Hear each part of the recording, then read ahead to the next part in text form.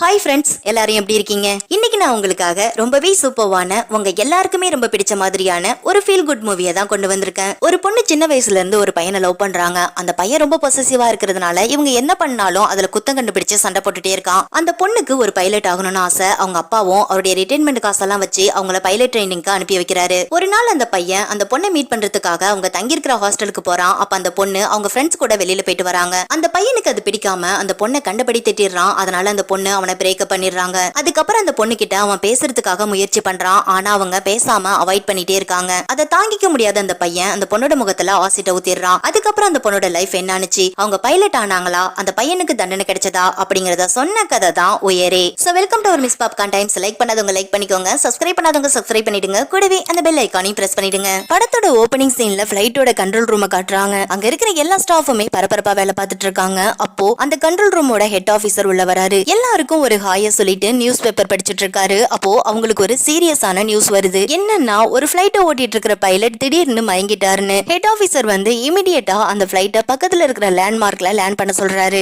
அப்புறம் கூட யாராச்சும் இருக்காங்களான்னு கேக்குறாரு. அவங்க பல்லவி ரவீந்திரன் ஒரு பொண்ணு இருக்கிறதா சொல்றாங்க. அதை கேட்டதும் பக்கத்துல இருக்கிற ஆபீசர் பல்லவியா அப்படின்னு ரிமெம்பர் பண்ணி பாக்குறாரு. அப்படியே கட் பண்ணா பல்லவியோட பிளாஷ்பேக்க காட்டுறாங்க. பல்லவி தான் நம்ம கதையோட ஹீரோயின். இப்ப ஸ்கூல் படிச்சிட்டு இருக்காங்க. அவங்க ஸ்கூல்ல என்சிசி கேம்ப்ல இருக்கிற எல்லாரையும் பிளைட்ல ஒரு ட்ரிப் கூட்டிட்டு போறதுக்காக ஏர்போர்ட்டுக்கு கூட்டிட்டு வந்திருக்காங்க. பிளைட்ல போகிறதுக்கு ஒவ்வொருத்தவங்க பேரையும் ரெஜிஸ்டர் பண்ணணும் இல்லையா, அதுக்காக பல்லவி அவங்களோட டீடைல்ஸ் சொல்லிட்டு இருக்காங்க. அப்புறம் அந்த மேம் கிட்ட, மேம் எனக்கு சைட் சீட் கொடுக்க முடியுமான்னு கேக்குறாங்க. அவங்க சிரிச்சுக்கிட்டே பிளைட்ல சைட் சீட் கிடையாது, விண்டோ சீட் தான் இருக்குன்னு பல்லவிக்கு விண்டோ சீட்டை புக் பண்ணி தராங்க. இப்ப பல்லவி உட்பட எல்லா ஸ்டூடெண்ட்ஸும் பிளைட்ல இருக்காங்க. அப்போ பிளைட்டோட கேப்டன் வந்து அவங்க கிட்ட, பசங்களா என்சிசி பேட்ச்ல இருக்கிற உங்க கூட ட்ரிப் போறதுல எனக்கு ரொம்பவே சந்தோஷமா இருக்கு. நானும் உங்களை மாதிரி தான் ஸ்கூல் படிக்கும் போது என்சிசில எல்லாம் இருந்திருக்கேன். ஆனா எங்களுக்கு இந்த மாதிரி ஒரு வாய்ப்பு கிடைச்சதே இல்லைன்னு அவங்க லைஃப்ல நடந்த சுவாரஸ்யமான சில விஷயங்களை இவங்க கூட ஷேர் பண்ணிக்கிறாங்க. அப்ப பல்லவி அவங்கள கூப்பிட்டு, மேம் கேபிட்ட பார்க்க முடியுமான்னு கேக்குறாங்க. கேப்டன் பல்லவி கிட்ட உன்னோட பேர் என்னமான்னு கேக்குறாங்க. பல்லவியும் அவங்களோட பேரை சொல்றாங்க. கேப்டன் அதுக்கப்புறம் எதுவும் சொல்லாம சிரிச்சுக்கிட்டே கேபிட்குள்ள போயிடுறாங்க.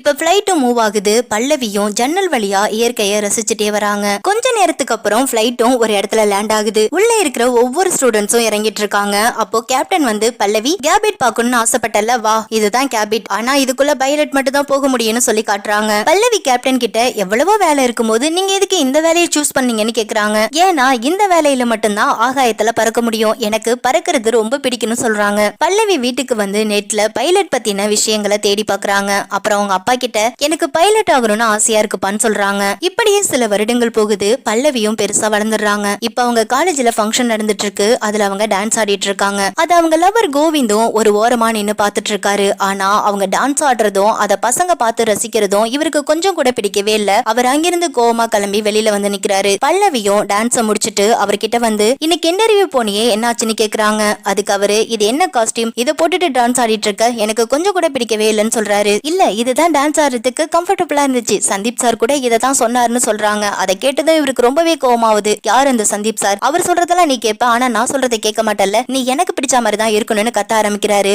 அப்போ பல்லவி தான் ஃபர்ஸ்ட் பிரைஸ்னு அனௌன்ஸ்மெண்ட் பண்றாங்க. அதை கேட்டதும் பல்லவிக்கு ரொம்பவே சந்தோஷமா இருக்கு. ஆனா அவங்க லவ்வருக்கு கொஞ்சம் கூட சந்தோஷமே இல்ல. பல்லவியும் அவங்க அப்பாவும் ஷாப்பிங் போறாங்க. அப்ப அவங்க அப்பா ஒரு பெரிய பேக் எடுத்து கொடுக்குறாரு. எதுக்குப்பா இவ்வளவு பெரிய பேக்னு கேக்குறாங்க. ஏன்னா நீ பைலட் ட்ரைனிங் போக போற, அதுக்காக தான் சொல்றாரு. பல்லவியால இதை நம்பவே முடியல. இன்னைக்கு நைட் மும்பைக்கு பிளைட் இருக்கு, அங்கதான் நீ ட்ரைனிங் எடுக்க போறேன்னு டிக்கெட்டையும் அவங்க கையில கொடுக்குறாரு. அதை பார்த்ததும் பல்லவி ரொம்பவே சந்தோஷப்படுறாங்க. அப்புறம் இந்த விஷயத்த அவங்க லவ்வருக்கு கால் பண்ணி சொல்றாங்க. ஆனா அவரு கொஞ்சம் கூட இம்பார்ட்டன்டே காட்டாம சலிப்போட, மும்பைல ஆம்பளைங்க பொம்பளைங்க எல்லாரும் ஒரே ஹாஸ்டல்ல தானே இருக்க போறீங்கன்னு கேக்குறாரு. அதை கேட்டதும் பல்லவிக்கு ஒரு மாதிரி ஆகிடுது. என்ன கோவிந்த், நான் நல்ல வேலைக்கு போறது உனக்கு பிடிக்கலையான்னு கேக்குறாங்க. அப்படிலாம் இல்லையே, நம்ம ரெண்டு பேர்ல யாராச்சும் ஒருத்தவங்க நல்ல வேலைக்கு போனா நல்லது தானே, எனக்கு அதுல சந்தோஷம் தான் சொல்றாரு. அவர் அப்படி பேசுறது பல்லவிக்கு ரொம்பவே கஷ்டமா இருக்கு. இதை அவங்க அப்பா கிட்டையும் ஷேர் பண்றாங்க. இப்ப பல்லவியோட அப்பா கோவிந்த் வேலை பாக்குற இடத்துக்கு போயிட்டு அவர்கிட்ட, இங்க பாருப்பா, நீங்க ரெண்டு பேர்ல யாராச்சும் ஒருத்தவங்க நல்ல வேலையில இருந்தாலும் உங்களுடைய ஃபியூச்சர் நல்லா இருக்கும், தயவு செஞ்சு பல்லவியோட ஆம்பிஷனுக்கு நீ தடையா இருக்காதுன்னு சொல்றாரு. ஆனா கோவிந்த் அவர் பேசுறத கொஞ்சம் கூட பொருட்படுத்தாம அவர் அவாய்ட் பண்ற மாதிரி, கஸ்டமர் வெயிட்டிங்ல இருக்காங்க, எனக்கு வேலை இருக்குன்னு சொல்லிடுறாரு. பல்லவியோட அப்பாவும் அதை புரிஞ்சுக்கிட்டு அங்கிருந்து கிளம்பிடுறாரு. பல்லவி அவங்க அக்கா ஃபேமிலி கூட உட்காந்து சாப்பிட்டுட்டு இருக்காங்க. அப்போ டிவில ஒரு பர்சன் பேட்டி கொடுக்குறாரு. அவங்க அக்கா அவரை பார்த்து, இவர் எனக்கு யாருன்னே தெரியலன்னு சொல்றாங்க. அப்ப பல்லவி, இவரை எனக்கு நல்லாவே தெரியும், கிளவுட் ஏர்லைன்ஸோட வைஸ் பிரசிடென்டா இருக்காரு, இவரோட பேரு விசால். அது மட்டும் இல்லாம சைடுல நிறைய பிசினஸ் கூட பண்ணிட்டு இருக்காரு. இப்ப கூட சென்னையில ஒரு டான்ஸ் கிளாஸ் ஓபன் பண்ணிருக்காருன்னு சொல்றாங்க. அப்புறம் வெளியில வந்து அவங்க அப்பா கூட பேசுறாங்க. அவங்க அப்பா அவங்க கிட்ட, என்னம்மா இந்த கோவிந்த் பையன் நான் போய் பேசுறேன், கொஞ்சம் கூட மரியாதையே இல்லாம வேலை இருக்குன்னு மூஞ்சில அடிச்ச மாதிரி சொல்லிட்டு போறான். அவனை போய் உனக்கு எப்படி லவ் பண்ண மனசு வந்துச்சுன்னு கேக்குறாரு. பல்லவி அதுக்கு, அப்பா அம்மா இறந்து போனதுக்கு அப்புறம் ஸ்கூல்ல ஒரு நாள் NCC கேம்புக்கு வெளில கூட்டிட்டு போனாங்க. அப்போ பயத்துல நான் பெட்லயே யூரின் போயிட்டேன். இந்த விஷயம் ஸ்கூல் ஃபுல்லா பரவி அங்க இருக்கிற ஸ்டூடெண்ட்ஸ் எல்லாரும் என்ன பார்த்து கிண்டல் பண்ணி சிரிக்க ஆரம்பிச்சாங்க. டீச்சர்ஸ் கூட எனக்கு சப்போர்ட் பண்ணி பேசவே இல்ல. அந்த டைம்ல கோவிந்த் தான் எனக்கு ஆறுதலா இருந்தான். அந்த ஃப்ரெண்ட்ஷிப்பே எனக்கு லவ்வா மாறினுச்சு. அதுக்கப்புறம் அவனை என்னால மறக்கவே முடியலன்னு சொல்றாங்க. அடுத்த நாள் பல்லவி மும்பை போறதுக்காக ஏர்போர்ட் வந்திருக்காங்க. அவங்கள வழி அனுப்பி வைக்கிறதுக்காக கோவிந்தும் அவங்க அப்பாவும் வந்திருக்காங்க. இப்ப பைலட்டுக்கான ட்ரைனிங் கிளாஸ் நடக்குது. அதுல ட்ரைனர் அங்க இருக்கிற ஸ்டூடெண்ட்ஸ் கிட்ட உங்க ஃபேமிலில யாராச்சும் பைலட்டா இருந்திருக்காங்களான்னு கேக்குறாரு. அங்க இருக்கிற ஒரு பொண்ணு எங்க அம்மா ஒரு பைலட்னு சொல்றாங்க. பல்லவி அவங்கள ஒரு மாதிரி பார்க்க அந்த பொண்ணுமே ஒரு ஸ்மைல் பண்றாங்க. ட்ரைனர் அவங்க கிட்ட நீங்க எல்லாருமே ஒரு நல்ல பைலட்டா ஆவீங்கன்னு நான் நம்புறேன்னு சொல்லிட்டு அந்த கிளாஸ முடிக்கிறாரு. இப்ப கதை அப்படியே பிரசன்ட்க்கு வருது. அங்க இருக்கிற ஒரு ஆபீசர் ஹெட் ஆபீசர் கிட்ட ஒரு பைலட்டுக்கு உண்டான எல்லா வித தகுதியும் பல்லவி கிட்ட இருக்கு. அதனால அந்த பிளைட்டை அவங்களே பைலட் பண்ணட்டும்னு சொல்றாரு. அதுக்கு ஹெட் ஆபீசர் உங்களுக்கு தெரியாதது ஒண்ணும் கிடையாது, பைலட் பண்றது அவ்வளவு ஈஸியான விஷயம் கிடையாது, அதை எல்லார்கிட்டையும் கொடுக்க முடியாதுன்னு சொல்றாரு. அதுக்கு அந்த ஆபீசர் நீங்க தாராளமா அவங்கள நம்பலாம், ஏன்னா அவங்களுக்கு ட்ரைனிங் கொடுத்ததே நான் தான். ஃபர்ஸ்ட் டைம் ட்ரைனிங்லயே அவங்க சூப்பரா பைலட் பண்ணாங்கன்னு சொல்றாரு. இப்ப மறுபடியும் கதை பாஸ்டுக்கு போகுது. பல்லவி இப்பதான் ஃபர்ஸ்ட் டைம் ஃபிளைட் ஓட்டி இருக்காங்க இல்லையா, அதனால அதை போட்டோவா எடுத்து அவங்க ஃப்ரெண்டு சரியா கிட்ட காட்டிட்டு இருக்காங்க. அப்புறம் ஃபிளைட்ல ஏறி உட்கார்ந்ததும் அவங்களுக்கு ஒரு தனி பவர் வந்ததா சொல்றாங்க. இப்ப அவங்க கிளாஸ் ரூம்ல இருக்காங்க. ஒரு ட்ரைனர் வந்து அவங்களுக்கு கிளாஸ் எடுக்கிறாரு. கிளாஸ் எடுத்து முடிச்சதுக்கு அப்புறம் சீனியர் பேட்ச்ல இருந்து 2 பேரை கேம்பஸ் இன்டர்வியூக்கு வர சொல்லிருக்காங்க. ஒன்னு பல்லவி, இன்னொன்னு சூரியகாந்த்னு சொல்லிட்டு போறாரு. இப்ப பல்லவி வாஷ்ரூம்ல ரெடி ஆயிட்டு இருக்காங்க. அப்போ விசால் உள்ள வந்துடுறாரு. பல்லவிய பார்த்ததும் சாரி நான் தெரியாம உள்ள வந்துட்டேன்னு சொல்லிட்டு வெளியில போறாரு. பல்லவி வெளியில வந்ததுக்கு அப்புறமும் கூட அவர் சாரி கேக்குறத நிறுத்தவே இல்ல. இப்ப 2 பேரும் ஒரு இடத்துல நின்னு பேசிட்டு இருக்காங்க. அப்ப விசால் பல்லவி கிட்ட நீங்க பார்க்க ரொம்ப ஸ்மார்ட்டா இருக்கீங்க, நீங்க ரிசப்ஷனிஸ்டா இருந்திருக்கலாம்னு சொல்றாரு. அதுக்கு அவங்க எனக்கு பைலட் ஆகணும்னு தான் ஆசைன்னு சொல்றாங்க. பல்லவி கிளாஸ் ரூம்ல இருக்காங்க. ட்ரைனர் கிளாஸ் எடுத்துட்டு இருக்காரு. அப்போ கோவிந்த் மெசேஜ் அனுப்பிட்டே இருக்காரு. அதனால பல்லவியோட மொபைல் வைப்ரேட் ஆகிட்டே இருக்கு. ட்ரைனர் அவங்கள கூப்பிட்டு உனக்கு பாய் ஃப்ரெண்ட் இருக்கான்னு கேக்குறாரு. அவங்களும் ஆமான்னு சொல்றாங்க. அப்படின்னா வெளியில போய் சாவகாசமா பேசிட்டு வா, இங்க இருந்து எல்லாரையும் டிஸ்டர்ப் பண்ணாதன்னு சொல்றாரு. பல்லவி சாரி சார்னு சொல்றாங்க. என்ன சாரி சார், கிளாஸ கவனிக்காம மொபைல் நோண்டிட்டு உட்கார்ந்திருக்க, எங்க நான் கேக்குற கொஸ்டினுக்கு பதில் சொல்லுன்னு அடுக்கடுக்கா கொஸ்டின் கேக்குறாரு. பல்லவியும் அதுக்கு ஆன்சர் பண்றாங்க. இருந்தாலும் நீ மொபைல் யூஸ் பண்ணது தப்புன்னு அவங்கள வெளியில அனுப்பிடுறாரு. கிளாஸ விட்டு வெளியில அனுப்புனதுனால இவங்க செம்ம கடுப்பாகி கோவிந்துக்கு கால் பண்ணி என்ன நிம்மதியாவே இருக்க விட மாட்டியா, கிளாஸ கூட கவனிக்க விட மாட்டீங்கன்னு கோவமா திட்டிட்டு போனை கட் பண்றாங்க. கொஞ்ச நேரத்திலேயே இவங்களுக்கு இன்னொரு மெசேஜ் வருது. ஓபன் பண்ணி பார்த்தா அவர் கையை கட் பண்ணி இவங்களுக்கு போட்டோ அனுப்பி வச்சிருக்காரு. அதை பார்த்ததுமே இவங்க அப்படியே பதறி போயிடுறாங்க. அப்புறம் கோவிந்த மீட் பண்ணி சாரி நான் தெரியாம பேசிட்டேன்னு ரொம்பவே ஃபீல் பண்றாங்க. இவர் அவங்க மேல ரொம்ப பொசசிவா இருக்கிறதுனால அவர் என்ன பண்றாருன்னு அவருக்கே தெரிய மாட்டேங்குது. இப்ப பல்லவி முதல் முறையா தனியாளா பிளைட்ட பைலட் பண்றாங்க. அதை பார்த்து அவங்க ட்ரைனரும் ஃப்ரெண்ட்ஸும் ரொம்பவே சந்தோஷப்படுறாங்க. பல்லவி நல்லா பைலட் பண்ண ஆரம்பிச்சதுனால அவங்களோட ட்ரைனிங்கும் கம்ப்ளீட் ஆகுது. அப்புறம் அவங்க ஃப்ரெண்ட்ஸ் கூட வெளியில போயிட்டு டின்னர் சாப்பிட்டுட்டு இருக்காங்க. அப்போ அவங்க அப்பா கிட்ட இருந்து கால் வருது. அவங்க அப்பா கிட்ட நல்லா ஜாலியா பேசிட்டு இவங்க காலை கட் பண்றாங்க. அடுத்து ஒரு கால் வருது. அதை பார்த்ததுமே இவங்க முகமே மாறி போயிடுது. இப்ப நம்ம எல்லாருக்குமே தெரிஞ்சிருக்கோம் இது கோவிந்தோட கால்னு. ஃப்ரெண்ட்ஸ் கிட்ட ஒரு நிமிஷம் இருங்கன்னு சொல்லிட்டு இவங்க தனியா வந்து கால் அட்டன் பண்றாங்க. அவர் நீ எங்க இருக்கன்னு கேக்குறாரு. அவங்க நான் இப்ப ரூம்ல தான் இருக்கேன்னு சொல்றாங்க. அப்புறம் எதுக்கு இவ்வளவு நேரம் போன் எடுக்கலன்னு கேக்குறாரு. சைலண்ட்ல இருந்தது, போன் வந்ததே தெரியல, நாளைக்கு பேசவா, எனக்கு நல்லா தூக்கம் வருதுன்னு சொல்லிட்டு அவங்க காலை கட் பண்றாங்க. அப்புறம் கார்ல அவங்க ஃப்ரெண்ட்ஸ் கூட ஜாலியா பாட்டு கேட்டுட்டே ஹாஸ்டலுக்கு வராங்க. அங்க வந்து பார்த்தா கோவிந்த் நின்னுட்டு இருக்காரு. அவரை பார்த்ததுமே உங்களுக்கு தூக்கி வாரி போடுது. என்ன சொல்லாமலே வந்திருக்கன்னு கேக்குறாங்க. நான் உனக்கு சர்ப்ரைஸ் கொடுக்கலான்னு வந்தேன், ஆனா நீ எனக்கு சர்ப்ரைஸ் கொடுத்துட்ட. கொஞ்ச நேரத்துக்கு முன்னாடி நல்லா தூக்கம் வருதுன்னு சொன்ன, இப்ப ஊர் சுத்திட்டு வர, இப்படிதான் ஒவ்வொரு நைட்டும் இவனுங்க கூட போய் கூத்தடிச்சிட்டு வரியான்னு கத்துறாரு. அப்படிலாம் இல்ல கோவிந்த், நான் வெளியில இருக்கேன்னு சொன்னா நீ திட்டுவ, அதனாலதான் நான் போய் சொன்னேன்னு சொல்றாங்க. சரி எனக்கு ஜாப் கன்ஃபார்ம் ஆயிட்டு அடுத்த மாசம் நீ ஏன் கூட வந்துடுன்னு சொல்றாரு. அப்படிலாம் வர முடியாது, எனக்கு இன்னும் 2 வருஷம் கம்ப்ளீட் ஆக வேண்டியது இருக்கு, இது என்னுடைய கனவு, என்னால விட்டுட்டு வர முடியாதுன்னு சொல்றாங்க. ஆமா வர முடியாதுதான். அப்பதானே இவனுங்க கூட நல்லா கூத்தடிக்கலான்னு சொன்னதும் பல்லவிக்கு பயங்கரமா கோவம் வருது. இதுக்கப்புறம் நீ என்னோட லைஃப்லயே இருக்க கூடாது, வெளியில போன்னு கத்துறாங்க. அங்க இருக்கிறவங்க எல்லாருமே பல்லவியை தான் பாக்குறாங்க. இவங்க ரூமுக்கு வந்து பயங்கரமா அழுதுட்டு இருக்காங்க.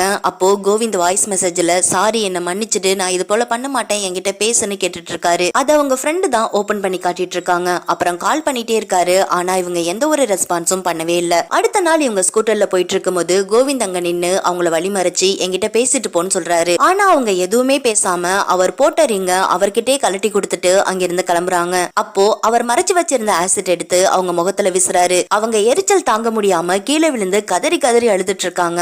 ஆனா இவருக்கு கொஞ்சம் கூட குற்ற உணர்ச்சியே இல்லாம அங்கிருந்து கிளம்புறாரு. இப்ப பல்லவிய ஹாஸ்பிட்டல்ல சேர்த்திருக்காங்க. போலீஸ் வந்து அவங்க கிட்ட யார் இப்படி பண்ணாங்கன்னு ஸ்டேட்மெண்ட் வாங்கிட்டு இருக்காங்க. அவங்களும் கோவிந்தன்னு சொல்லிட்டு அவரோட டீடைல்ஸ் சொல்றாங்க. இப்ப போலீஸ் பல்லவியோட அப்பா கிட்ட நீங்க கேரளா அட்ரஸ்ல இருக்கிறதுனால அங்க இருக்கிற போலீஸ் கிட்ட தான் நீங்க கம்ப்ளைண்ட் கொடுக்கணும், எங்களால எந்த ஸ்டெப்பும் எடுக்க முடியாதுன்னு சொல்லிட்டு போறாங்க. இப்ப கோவிந்த தேடி போலீஸ் அவங்க வீட்டுக்கு போறாங்க. இந்த பக்கம் பல்லவிக்கு சர்ஜரி பண்ணி அவங்க பேஸ்ல இருக்கிற கட்டை ரிமூவ் பண்ணி விடுறாங்க. பல்லவி கண்ணாடியில அவங்க பேச பார்த்துட்டு ரொம்பவே வருத்தப்படுறாங்க. அப்போ அவங்க ஃப்ரெண்டு சரியா இவங்களை பாக்குறதுக்காக வந்திருக்காங்க. இவங்க அவங்கள பார்த்ததும் அழுதுகிட்டே கதவை சாத்திக்கிறாங்க. அப்புறம் சரியா உள்ள வந்து அவங்களுக்கு ஆறுதலா பேச ஆரம்பிக்கிறாங்க. நீ இந்த ஜாப்ல இருக்க கூடாதுன்னு தானே அவன் உன் முகத்துல ஆசிட் ஊத்தி இப்படி பண்ணான், ஆனா அவனுக்கு எதிரா நீ இந்த ஜாப்ல இருந்து சாதிச்சு காட்டுன்னு சொல்றாங்க. கொஞ்ச நாளுக்கு அப்புறம் பல்லவிக்கு நல்லாவே குணமாகிடுது. ஆனா ஆசிட் ஊத்துன பக்கம் இருக்கிற கண் பார்வை மட்டும் மங்களா தெரியுது. அதனால அவங்களோட லைசன்ஸ் ரிஜெக்ட் பண்றாங்க. இப்ப கதை அப்படியே பிரசன்ட்க்கு வருது. கண்ட்ரோல் ரூமோட ஹெட் ஆபீசர் என்ன சொல்றீங்க, லைசன்ஸும் ரிஜெக்ட் ஆகிடுச்சு, கண் பார்வை வேற சரியா தெரியாதுன்னு சொல்றீங்க, அப்படி இருக்கிற பொண்ணை நம்பி எப்படி பைலட் பண்ண வைக்கிறதுன்னு கேக்குறாரு. அதுக்கு அந்த ஆபீசர் எனக்கு பல்லவியோட டேலண்ட் மேல நம்பிக்கை இருக்கு, நான் பக்கத்துல இருந்து பாத்திருக்கேன்னு சொல்றாரு. இப்ப பல்லவியோட கேஸ் கோர்ட்ல நடந்துட்டு இருக்கு. பல்லவி தரப்புல இருக்கிற வக்கீல் என்னோட கிளைண்டும் கோவிந்தும் 8 வருஷமா லவ் பண்ணிருக்காங்க,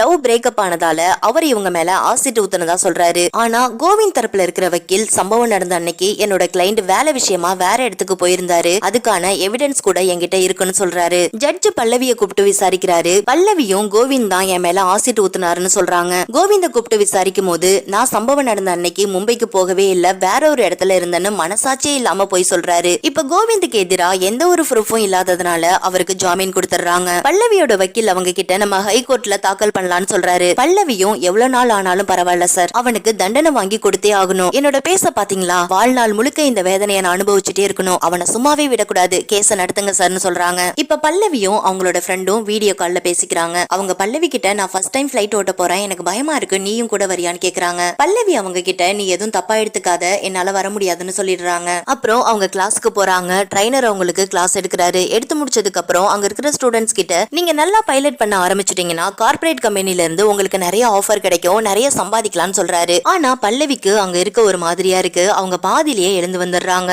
இப்ப கோவிந்தோட அப்பா பல்லவியோட அப்பாவை மீட் பண்ணி என் பையன் பண்ணது தப்பு தானே எனக்கு தெரியும், ஆனா அவன் மேல கேஸ் இருக்கிறதுனால அவனால ஃபாரின் போகவே முடியல, உங்க பொண்ணுகிட்ட பேசி அந்த கேஸை மட்டும் வாபஸ் வாங்க சொல்லுங்கன்னு சொல்றாரு. அப்ப பல்லவியும் உள்ள வந்துடுறாங்க. அவங்க எதுவுமே பேசாம அவர்கிட்ட அவங்களோட ஃபேஸ மட்டும் காட்டுறாங்க. அதை பார்த்ததும் அவருக்கே ஒரு மாதிரி ஆகிடுது. அதுக்கப்புறம் அவரால் எதுவுமே பேச முடியல, அமைதியா அங்கிருந்து போயிடுறாரு. பல்லவி ரொம்ப டல்லா இருக்கிறதுனால அவங்க ஃப்ரெண்டு சரியா அவங்கள வெளியில கூட்டிட்டு போறாங்க. அப்புறம் இவங்கள மாதிரியே ஆசிட் அடிச்சு பாதிச்ச பொண்ணுங்க அவங்களோட லைஃபை எவ்வளவு கான்பிடென்டா ரன் பண்றாங்கிறதையும் காட்டுறாங்க. அதை பார்க்கும்போது பல்லவிக்கும் தன்னம்பிக்கை வருது. அந்த இன்சிடென்ட் நடந்ததுக்கு அப்புறம் பல்லவி ஃபர்ஸ்ட் டைம் ஃபிளைட்ல போறாங்க. அப்போ அவங்களோட ஃபேஸையும் செல்ஃபி எடுத்துக்கிறாங்க. அப்போ அவங்களுக்கு முன்னாடி ஒரு ஃபேமிலி உட்கார்ந்துருக்காங்க. அவங்களோட குழந்தை பல்லவியோட ஃபேஸை பார்த்து பயந்து அழ ஆரம்பிக்குது. அவங்க ஏரோசிஸ்ட் கூப்பிட்டு எங்களோட குழந்தை அழுது அவங்கள கொஞ்சம் மாறி உட்கார சொல்லுங்கன்னு சொல்றாங்க. ஏரோசிஸ்ட் அவங்க கிட்ட எங்களால அப்படி சொல்ல முடியாது, அப்படி சொன்னா அவங்க மனசு ரொம்பவே கஷ்டப்படுன்னு சொல்லிட்டு இருக்காங்க. பல்லவி அதை புரிஞ்சுக்கிட்டு அவங்க வேற ஒரு சீட்ல மாறி உட்கார்றாங்க. அந்த இடத்துல விசாலும் உட்கார்ந்துருக்காரு. அவர் இவங்கள பார்த்ததும் ஏய் பல்லவி எப்படி இருக்க, என்ன ரொம்ப நாள் ஆளே காணும்னு கேக்குறாரு. டக்குன்னு அவங்க ஃபேஸை ரிமூவ் பண்ணி காட்டிட்டு இதனாலதான் நான் ரொம்ப நாள் காணாம போயிட்டேன்னு சொல்றாங்க. அதை பார்க்கும்போது இவருக்கு ரொம்பவே கஷ்டமாயிடுது. அவங்க கிட்ட என்னாச்சுன்னு கேக்குறாரு. அவங்களும் நடந்த எல்லாத்தையுமே சொல்றாங்க. இதெல்லாம் பத்தி நீ கவலைப்படாத, இதுக்கப்புறம் தான் உனக்கு ஒரு தனி பவர் கிடைக்கும், இந்தா என்னோட விசிட்டிங் கார்டை வச்சுக்கோன்னு கொடுக்குறாரு. அவங்க மூஞ்சில அடிச்ச மாதிரி எனக்கு படிப்பு இருக்கு, டேலண்ட் இருக்கு, என்னால சாதிக்க முடியும்னு சொல்லிடுறாங்க. விஷால் அவங்க அப்பாவோட ஏர்லைனுக்கு வந்து அங்க இருக்கிற மேனேஜர் கிட்ட பல்லவியோட போட்டோவை காட்டி இந்த பொண்ணு ரொம்ப தைரியமான பொண்ணு, புத்திசாலியும் கூட, இவள நம்ம கம்பெனிக்கு ஏரோசிஸ்டா எடுத்துக்கலாம்னு சொல்லிட்டு இருக்காரு. அப்போ விஷாலோட அப்பா அங்க வந்து அந்த போட்டோவை ஒரு மாதிரி பாக்குறாரு. என்னன்னு திரும்பி பார்த்தா பல்லவி இப்ப இருக்காங்கல்ல அந்த போட்டோ இருக்கு. அதை பார்த்ததும் அவங்க அப்பா என்ன விஷால் உனக்கு புத்தி மழுங்கி போயிடுச்சா, இந்த மாதிரி இருக்கிற ஒரு பொண்ணை ஏரோசிஸ்டா வச்சா பேசஞ்சர் பயப்பட மாட்டாங்களான்னு கேக்குறாரு. அதுக்கு அவரு இல்லப்பா அவ ரொம்ப டேலண்டான பொண்ணுன்னு சொல்றாரு. ஆனா அவங்க அப்பா ரொம்ப கோவமா மேனேஜர் கூப்பிட்டுட்டு அங்கிருந்து போயிடுறாரு. இப்ப பல்லவியோட ஃப்ரெண்ட் அவங்களுக்கு கால் பண்ணி நீ ஏரோசிஸ்டா ஆக போறேன்னு ஒரு நியூஸ்ல லைவா சொல்லிட்டு இருக்காங்கன்னு சொல்றாங்க. இப்ப பல்லவியும் அந்த நியூஸ பாக்குறாங்க. அதுல விஷால் பிரஸ் மீட்ல இவங்கள பத்தி சொல்லி இவங்கள ஏரோசிஸ்டா ஆக்க போறதா சொல்றாரு. இந்த நியூஸ் ரொம்பவே ட்ரெண்டிங்கா போயிட்டு இருக்கு. அதை விஷாலோட அப்பாவும் பாக்குறாரு.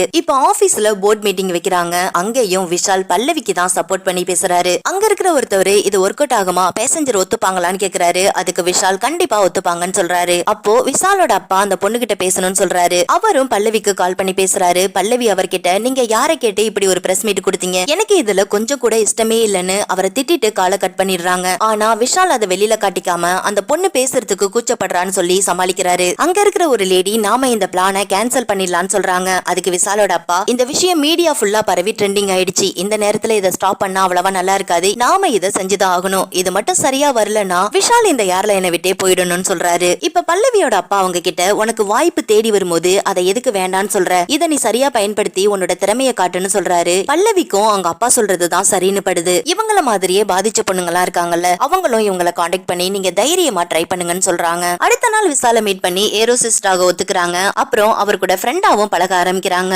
இப்ப இவங்க பிளைட்ல தான் இருக்காங்க. அப்போ ஒரு பேசஞ்சர் இவங்களை கூப்பிட்டு உங்க பேர் என்னன்னு கேக்குறாரு. இவங்களுமே அவங்க பேரை சொல்றாங்க. அப்புறம் அவங்கள ஹக் பண்ணி எனக்கு சூடா ஒரு கப் காபி தர முடியுமான்னு கேக்குறாரு. பேசஞ்சர் இவங்க கிட்ட நல்ல விதமா பழகுறதுனால இவங்க ரொம்பவே சந்தோஷப்படுறாங்க. அதை பாக்குற விஷாலுக்குமே ரொம்ப சந்தோஷமா இருக்கு. விஷால் பல்லவியோட ரூமுக்கு வந்து அவங்க கிட்ட எனக்கு பர்த்டே வரப்போகுது, அந்த பார்ட்டில நீ கண்டிப்பா கலந்துக்கணும்னு சொல்றாரு. பல்லவியும் சரின்னு சொல்றாங்க. பக்கத்துல இருக்கிற ஏரோசிஸ்ட் பல்லவி கிட்ட நாங்களும் பல வருஷமா இந்த கம்பெனில வேலை பார்த்துட்டு இருக்கோம், ஆனா எங்களுக்கு பார்ட்டியும் கிடையாது, எங்களை யாரும் இது போல இன்வைட் பண்ணதும் கிடையாதுன்னு சொல்றாங்க. பல்லவியும் அவருடைய பர்த்டேக்கு கிஃப்ட் வாங்கிட்டு அவரை போய் பாக்குறாங்க. ஆனா அந்த இடத்துல விசால தவிர வேற யாருமே இல்ல. அவர் பல்லவி கிட்ட இந்த வேலைக்கு வந்ததுக்கு அப்புறம் எப்படி ஃபீல் பண்றீங்கன்னு கேக்குறாங்க. பல்லவி எதுக்கு, உங்களால என்னோட வேல்யூ கூடி போயிடுச்சு, வாழ்க்கையும் மாறி போயிடுச்சு, உங்களுக்கு எப்போதுமே நான் நன்றி கடன் பட்டிருக்கேன், எனக்கு எந்த ஒரு ஆர்டரும் கண்டிஷனும் போடாம என்ன டிஸ்டர்ப் பண்ணாம ஒரு ஃப்ரெண்ட்ஷிப் வேணும், அது லைஃப் லாங் வரைக்கும் இருக்கணும்னு சொல்றாங்க. விஷாலும் அவங்கள ஆறுதலா ஹக் பண்ணிக்கிறாரு. அப்புறம் கேக் வெட்டி பர்த்டே பார்ட்டியை கொண்டாடுறாங்க. இப்ப பல்லவி பிளைட்ல இருக்காங்க. அந்த பிளைட்ல கோவிந்தன் இருக்காரு. அவர் பல்லவி கிட்ட நீ இந்த பிளைட்ல வேலை பாக்குறேன்னு தெரிஞ்சுதான் நான் இந்த பிளைட்ல ஏறினேன், நான் செஞ்சது தப்பு தான், என்ன மன்னிச்சிரு, நீ மட்டும் கேஸ வாபஸ் வாங்கலனா என்னோட ஃபியூச்சரே போயிடும், தயவு செஞ்சு அந்த கேஸ வாபஸ் வாங்கிடுன்னு சொல்றாரு. பல்லவிக்கு இதை கேட்டதும் செம்ம டென்ஷன் ஆகுது. அவரை பார்த்து ஒரு முறைக்கிறாங்க. அவர் அப்ப கூட சும்மா இல்லாம உனக்கு என்ன, உன்னோட லைஃப் செட்டில் ஆயிடுச்சு, நான் செட்டில் ஆக வேணாமான்னு கேக்குறாரு. டக்குன்னு பல்லவி தண்ணியை எடுத்து அவருடைய முகத்துல வீசுறாங்க. அவர் பயந்து போய் நீ என்ன பைத்தியமானு கத்துறாரு. இப்ப பல்லவி அவர்கிட்ட நான் உன்னோட முகத்துல தண்ணி ஊத்துனதுக்கே இப்படி பயந்து போறியே, என் முகத்துல ஆசிட் ஊத்துன, அது எனக்கு எவ்வளவு வலிச்சிருந்திருக்கும், கொஞ்சம் கூட மனசாட்சியே இல்லாம கேஸ வாபஸ் வாங்கிக்க சொல்ற, கண்டிப்பா நான் வாங்க மாட்டேன்னு சொல்றாங்க. கோவிந்த் அவங்க மேல கம்ப்ளைண்ட் எழுதி மேனேஜ்மெண்ட்ல கொடுக்கறாரு. இப்ப விஷால் பல்லவியை கூப்பிட்டு விசாரிக்கிறாரு. பல்லவியும் நடந்த எல்லாத்தையுமே சொல்றாங்க. சரி பல்லவி, அது உன்னுடைய தனிப்பட்ட விஷயம், ஆனா நீ ஏரோசிஸ்டா வேலை பார்க்கும் போது இப்படி மிஸ்பிஹேவியர் பண்ணிருக்க கூடாது, உன் மேல பேசஞ்சர் கம்ப்ளைண்ட் கொடுத்திருக்காங்க, அப்புறம் அதை வீடியோவா எடுத்து சோசியல் மீடியாவுல அப்லோட் பண்ணிருக்காங்க, அது வைரல் ஆகிட்டு கம்பெனி ரூல்ஸ் படி நீ அவர்கிட்ட சாரி கேட்டே ஆகணும்னு சொல்றாரு. ஆனா பல்லவி கண்டிப்பா என்னால அது முடியவே முடியாது, அவர் அடுத்த முறை இந்த பிளைட்ல வந்தாலும் நான் இப்படிதான் பிஹேவ் பண்ணுவேன்னு சொல்றாங்க. சாரி பல்லவி, நீ மன்னிப்பு கேட்கலனா உன்னை டிஸ்மிஸ் பண்ணியே ஆகணும்னு சொல்றாரு. பரவாயில்ல, ஒரு மாசம் தானே நோட்டீஸ் பீரியட், நான் டிஸ்மிஸ் ஆகிக்கிறேன்னு சொல்லிடுறாங்க. இப்ப பல்லவி இந்த விஷயத்த அவங்க அப்பா கிட்ட கால் பண்ணி சொல்றாங்க. அவங்க அப்பாவுக்கு செம்ம கடுப்பாகுது. அவர் கோவிந்த ஃபாலோ பண்ண ஆரம்பிக்கிறாரு. யாரும் இல்லாத நேரமா பார்த்து அவரை போட்டு அடின்னு அடிச்சு போட்டுட்டு வந்துடுறாரு. ஒரு மாசம் முடிஞ்சு பல்லவி மறுபடியும் பிளைட்ல வேலை பாக்குறாங்க. அப்போ பிளைட் லைட்டா சேக் ஆக ஆரம்பிக்குது. கேப்டன் அவங்களுக்கு கால் பண்ணி தண்ணி கேக்குறாரு. இவங்களும் தண்ணியை கொண்டு போய் கொடுக்குறாங்க. குடிச்சதுமே அவர் மயங்கிடுறாரு. அங்க இருக்கிற இன்னொரு பைலட் இந்த விஷயத்த கண்ட்ரோல் ரூமுக்கு கால் பண்ணி சொல்றாரு. அவங்க உடனடியா இந்த பிளைட்டை சென்னை ஏர்போர்ட்ல லேண்ட் பண்ண சொல்றாங்க. ஆனா இவர் ஒரே ஒரு ஆள் மட்டும் பைலட் பண்றதுனால பிளைட் ரொம்பவே ஷேக் ஆக ஆரம்பிக்குது. உள்ள இருக்கிற பேசஞ்சரும் பயப்படுறாங்க. அத பார்த்த பல்லவி டக்குன்னு பைலட் பண்ண ஆரம்பிக்கிறாங்க. அப்புறம் கண்ட்ரோல் ரூமுக்கும் இன்ஃபர்மேஷன் கொடுக்குறாங்க. அதை கேட்ட ஹெட் ஆபீசர் பைலட் கிட்ட யார் அந்த லேடின்னு கேக்குறாங்க. பைலட் அவங்க ஏரோசிஸ்ட் பல்லவின்னு சொல்றாரு. அப்ப விஷாலும் கண்ட்ரோல் ரூமுக்கு வந்துடுறாரு. அவரை பார்த்த ஹெட் ஆபீசர் என்ன சார் உங்க ஏரோசிஸ்ட் பல்லவி பைலட் பண்றாங்க, பேசஞ்சருக்கு ஏதாச்சும் ஆயிடுச்சுன்னா நாங்க என்ன பண்றதுன்னு கேக்குறாரு. விஷால் அதுக்கு பல்லவிக்கு பைலட் பண்ண தெரியும், அதுக்கான ட்ரைனிங் கூட அவங்க எடுத்திருக்காங்கன்னு சொல்றாரு. அதுக்கு ஹெட் ஆபீசர் எத்தனை வருஷம் அந்த பொண்ணுக்கு எக்ஸ்பீரியன்ஸ் இருக்கு, என்ன சார் விளையாடுறீங்களா, லைசன்ஸ் கூட கேன்சல் ஆயிட்டு அந்த பொண்ணை ஃபர்ஸ்ட் வெளியில வர சொல்லுங்கன்னு சொல்றாரு. அப்போ விஷாலோட அப்பா கால் பண்ணி விஷால் எல்லாத்துக்கும் ஒரு லிமிட் இருக்கு, ஃபர்ஸ்ட் அவளை கார்பீட்டை விட்டு வெளில வர சொல்லுன்னு சொல்றாரு. இப்ப விஷால் பல்லவிக்கு கால் பண்ணி எனக்கு கம்பெனி சிஓல இருந்து ரொம்ப பிரஷர் கொடுக்குறாங்க, நீ தயவு செஞ்சு கார்பீட்டை விட்டு வெளியில வான்னு சொல்றாரு.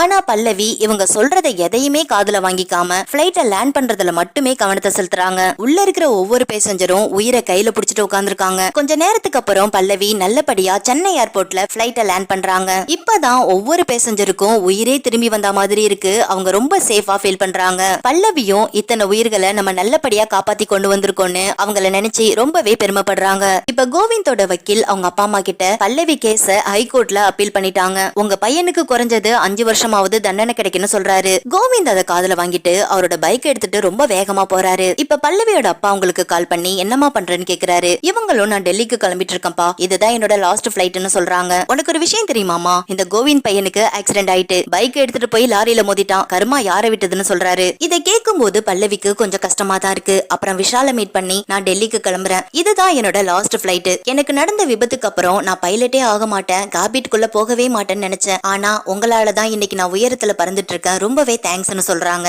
இப்ப பல்லவி பிளைட் குள்ள போறாங்க. அங்க ஒரு சின்ன பையன் அவங்களுக்கு பூ கொடுத்து எங்க அப்பா உள்ள இருக்காருன்னு காட்டுறான். அவங்க அப்பா பல்லவியை பார்த்து சிரிக்கிறாரு. அப்புறம் அங்க இருக்கிற ஒவ்வொரு பேசஞ்சரும் பல்லவியை பார்த்து ஸ்மைல் பண்ண ஆரம்பிக்கிறாங்க. இவங்க வேற யாரும் கிடையாது, பல்லவி காப்பாத்தின பிளைட்ல இருந்தவங்க தான். இந்த பிளைட்ல தான் விசாலும் இருக்காரு. அவருமே பல்லவிய பார்த்து ரொம்ப பெருமையோட ஸ்மைல் பண்றாரு. அப்புறம் அங்க இருக்கிற எல்லா பேசஞ்சரும் சேர்ந்து பல்லவிக்கு ஒரு பெரிய சல்யூட் அடிக்கிறாங்க. இப்படியே இந்த படமும் முடியுது. எப்படி இருந்துச்சு இந்த படம்? நல்லா இருந்துச்சா? உங்க எல்லாருக்குமே ரொம்ப பிடிச்சிருந்துச்சா? இதே போல இன்னும் ஒரு நல்ல படத்தோட நான் உங்களை வந்து சந்திக்கிறேன். அதுவரை உங்களிடமிருந்து விடைபெறுவது உங்கள் அர்ஜி நிலா.